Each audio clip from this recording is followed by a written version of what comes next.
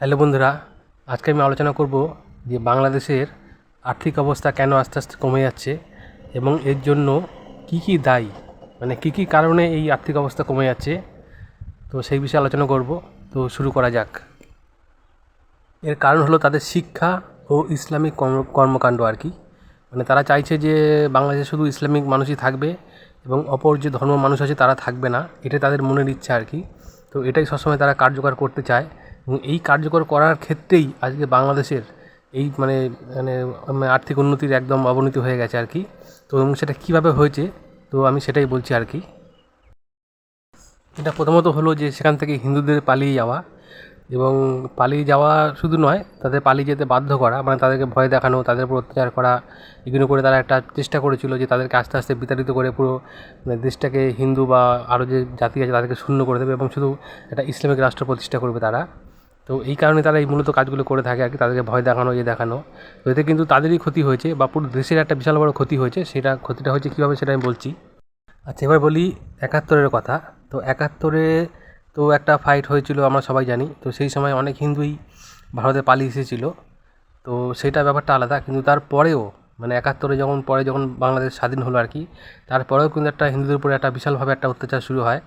এবং তখনও বাংলাদেশিরা মানে হিন্দুরা আর কি, তারা আস্তে আস্তে কিন্তু মানে পালিয়ে আসতে শুরু করে ভারতে। এবং যখন পালিয়ে আসে তখন শুধু খালি হাতে আসেনি, হয়তো অনেকে খালি হাতে এসছে, কিন্তু বেশিরভাগ মানুষই তাদের কিছু না কিছু সম্পত্তি নিয়ে এসেছে। যেমন তাদের মানে সম্পত্তি বলতে টাকা পয়সা, মানে জমি বাড়ি বেচে সেসব টাকা পয়সা এবং সোনা দানা কিছু কিছু করে সবাই নিয়ে এসেছে। তো সেই যে সংখ্যাটা আজ অবধি যে বাংলাদেশ থেকে যে হিন্দুরা ভারতে এসছে, সেটার সংখ্যা প্রচুর প্রচুর মানুষ চলে এসেছে আর কি। তো শুধু মানুষই আসেনি, মানে ছোটোখাটো মানুষই আসেনি, বড় বড় ব্যবসাদার তারা তাদের সম্পত্তি যা যা পেরেছে বেচে বুচে দিয়ে ইন্ডিয়াতে এসে তারা বসবাস শুরু করে এবং এখানে ব্যবসা প্রতিষ্ঠা করে। বড় বড় ব্যবসাদার আছে বাংলাদেশের। তো তারা যে সম্পত্তি নিয়ে এসে সেটা কিন্তু একটা বিশাল, মানে কী বলবো আর, হিউজ পরিমাণ যাকে বলে, বিশাল পরিমাণের সম্পত্তি মানে ইন্ডিয়াতে চলে এসেছে। তো এই একটা বড় কারণ হলো বাংলাদেশের আর্থিক সংকটের একটা বড় কারণ, এই একটা কারণ। দ্বিতীয়, এখন আবার বাংলাদেশে নতুন কিছু মানে মানুষ, মানে যারা তারা হিন্দু নয়, মুসলিমই, কিন্তু তাও তারা বাংলাদেশ ত্যাগ করে জার্মান, গ্রিস, মানে আমেরিকাতে গিয়ে তারা মানে বসবাস করছে এবং তাদের সম্পত্তি বাংলাদেশ থেকে বেচে যতটা যারা পারছে তারা নিয়ে যাচ্ছে এবং সেখানে গিয়ে বসবাস করে সেখানকার স্থায়ীভাবে বাসিন্দা হওয়ার চেষ্টা করছে আর কি। তো এতে বাংলাদেশের সম্পত্তি তো বিদেশে চলে যাচ্ছেই, কিন্তু তার থেকে বড় ব্যাপার হচ্ছে যে বাংলাদেশের যারা শিক্ষিত মানুষ, মানে যারা প্রকৃত শিক্ষিত মানুষ, তারাও কিন্তু এখান থেকে বেরিয়ে যাচ্ছে, মানে এখানে থাকতে চাইছে না আর কি। তো এতে বন্ধুরা বাংলাদেশের কিন্তু বিশাল একটা ক্ষতি হচ্ছে আর কি, দেশের ক্ষতি হচ্ছে যেটা আমি বলবো আর কি। তো যেহেতু শিক্ষিত মানুষগুলো তারাও চলে যাচ্ছে এবং যারা হিন্দু ছিল তারাও ওখান থেকে চলে গেল, এবং যারা প্রজন্ম, মানে আগামী প্রজন্ম তারাও চলে যাচ্ছে আর কি দেশ ছেড়ে। তো সবাই মোটামুটি এই দেশটাকে আর অতটা মানে গুরুত্ব দিচ্ছে না, জানে এখানে থাকলে ঝামেলা অশান্তি লেগেই থাকবে। তো এর মূল কারণগুলো হচ্ছে এই যে বাংলাদেশের যেসব মৌলানাগুলো আছে, এটা কিন্তু তাদের বক্তৃতায় মানে মানে যারা বক্তৃতা যখন দেয়, সেখানে কিন্তু কড়া কড়া ভাষণ মানে দিয়ে থাকে এবং দখলের হুমকি টাইপের এইসব কিছু নিয়ে তারা স্লোগান দেয়।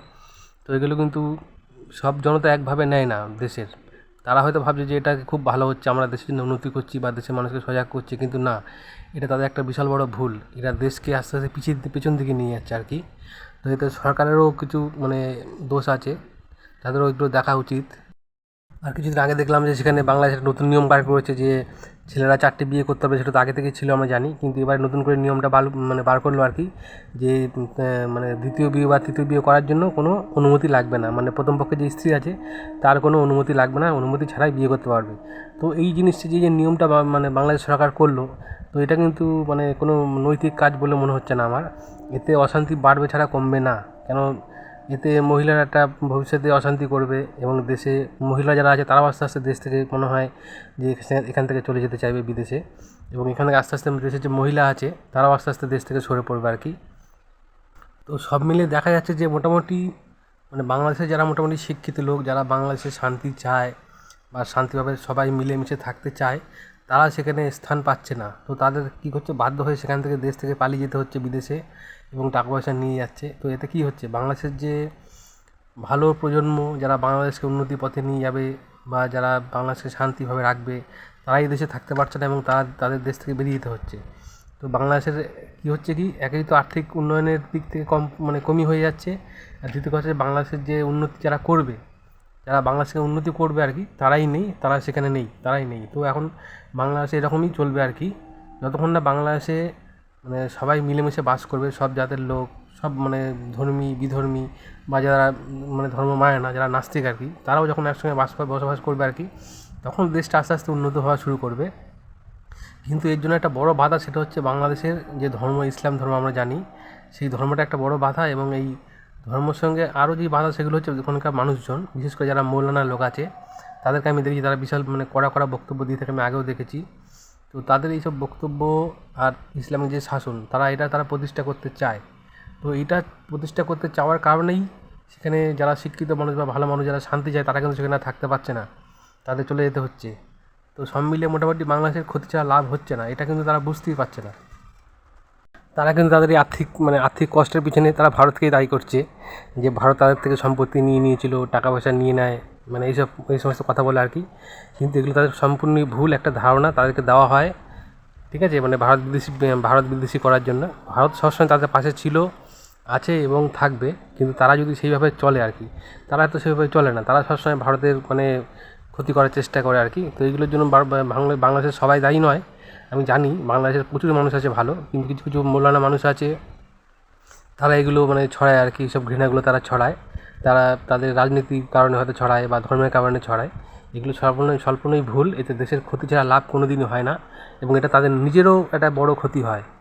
তো বন্ধুরা, বাংলাদেশে যত আস্তে আস্তে ওখানকার মানে মানে কী বলবো আর, মানে হিন্দু আস্তে আস্তে যত কমে যাবে আর কি, বা অন্য ধর্মের লোক কমে যাবে, এবং শুধু ইসলামিক ধর্মের লোক আস্তে আস্তে সংখ্যা বাড়বে, এবং পুরোটাই যখন আরও মানে ইসলামিক ধর্ম মানে হয়ে যাবে, তখন বন্ধুরা দেশে আরও মানে চরম বিপর্যয় হবে, এবং সেখানে আইন বলে কিছু থাকবে না, এবং সবার হাতে আইন থাকবে। এখন আমরা যেরকম দেখতে পাচ্ছি বাংলাদেশে হচ্ছে, তো সবার হাতে আইন থাকবে, তো সবাই হতে হতে লাস্টে একটা মানে কী বলবো, একটা খুবই বাজে রাষ্ট্রে পরিণত হবে, এবং সেখানে মানে নানা রকম যে জঙ্গি সংগঠন কাজ হয়, এটা সেটা হয়, সেগুলো সেখানে হবে আর কি। তো সে তখন কী হবে, তার পরিবর্তে কী হবে, হলে অন্য কোনো দেশের সাথে তাদের যুদ্ধ লাগবে, এবং আমরা দেখেছি যুদ্ধ লাগলে যে অপর দেশ তাদের উপর হামলা করে, এবং তখন বাংলাদেশেও হামলা করা হবে। তো এতে কার ক্ষতি হবে, বাংলাদেশের মানুষই মানে মারা যাবে আর কি।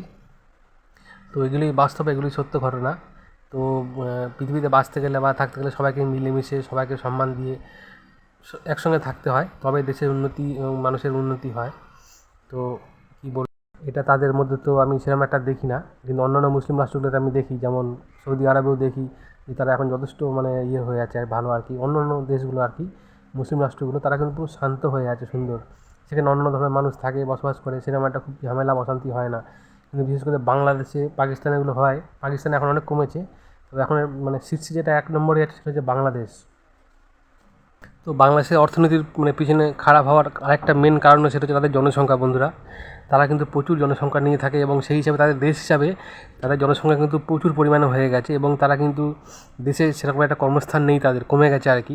কারণ হচ্ছে ওই যে তাদের জনসংখ্যা প্রচুর হয়ে গেছে, তো তারা কিন্তু বিদেশে কর্মরত প্রচুর মানুষ, যেমন আমি জানি, যতটা জানি যে শুধু সৌদি আরবে তাদের 40 লক্ষ মানুষ কাজ করে বাংলাদেশের, মানে ঠিক আছে। তো সেই হিসাবে তারা যদি কোনো হিসাবে তাদেরকে ফেরত পাঠায় বা করে, তো বাংলাদেশ আরও মানে আরও চরম বিপদে পড়ে যাবে। এবং শুধু তো 40 লাখ তো শুধু ইয়েতেই রয়েছে, মানে মানে মানে সৌদি আরবে রয়েছে, বাকি অন্যান্য দেশে প্রচুর সংখ্যায় রয়েছে তারা। তো এগুলো তাদেরকে বুঝতে হবে তাদের, এবং বাংলাদেশের সরকারকে কঠিনভাবে মানে মানে জনসংখ্যা নিয়ন্ত্রণ করতে হবে আর কি।